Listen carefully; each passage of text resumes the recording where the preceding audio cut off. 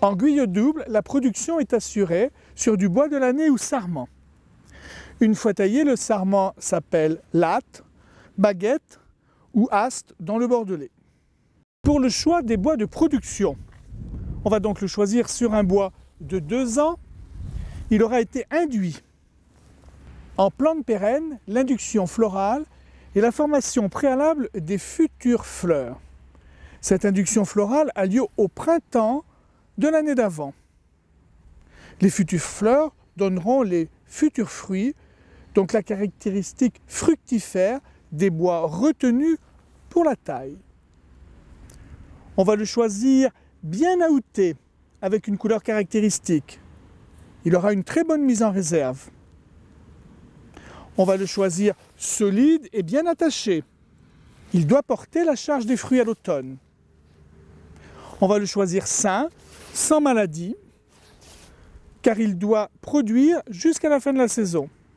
Le bois doit être facile à plier lors de l'attachage et le plus près possible du Y pour éviter l'allongement. Dans le cas où aucun sarment de l'année sur bois de 2 ans n'est retenu, on peut choisir un gourmand. À condition qu'il soit fructifère, il doit donc pour cela porter une rafle de l'année d'avant.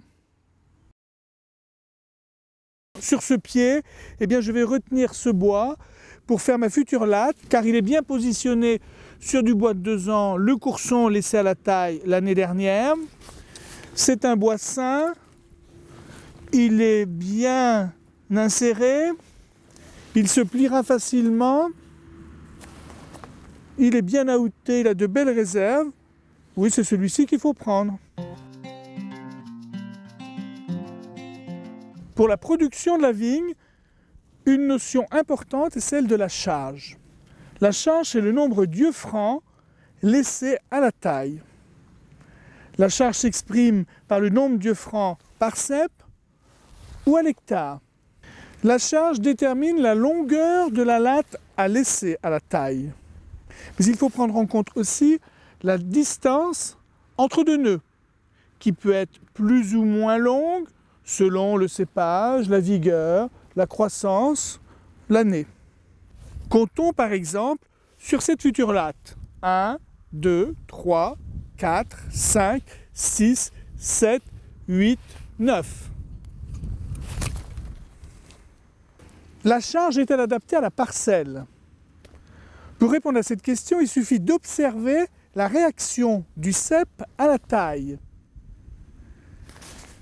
Si tous les yeux laissés lors de la taille débourrent, si des gourmands débourrent aussi, si parfois des yeux secondaires débourrent sur un œil franc, on peut considérer que la charge était insuffisante. On aurait pu tailler plus long. A l'inverse, si beaucoup d'yeux francs laissés à la taille ne débourrent pas, si peu de gourmands sont présents sur le vieux bois, la charge est excessive. Il aurait peut-être fallu tailler plus court. Taillons par exemple ce côté du cep.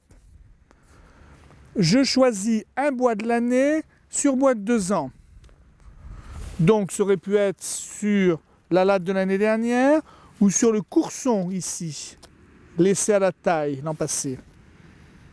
Tout compte fait, ce courson va permettre de rapprocher la production du Y et d'éviter l'allongement. Ce bois de l'année sur courson, donc sur bois de 2 ans, sera fructifère. Il est bien inséré sur le bois de 2 ans, il est donc solide, il est bien aouté, il a beaucoup de mise en réserve, il sera assez facile à plier. C'est le bois idéal. Je taille en laissant un onglet de dessèchement.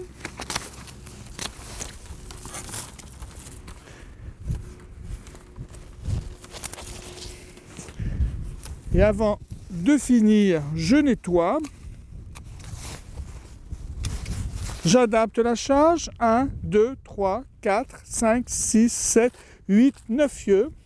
Je coupe après le dernier œil pour faciliter les travaux d'attachage.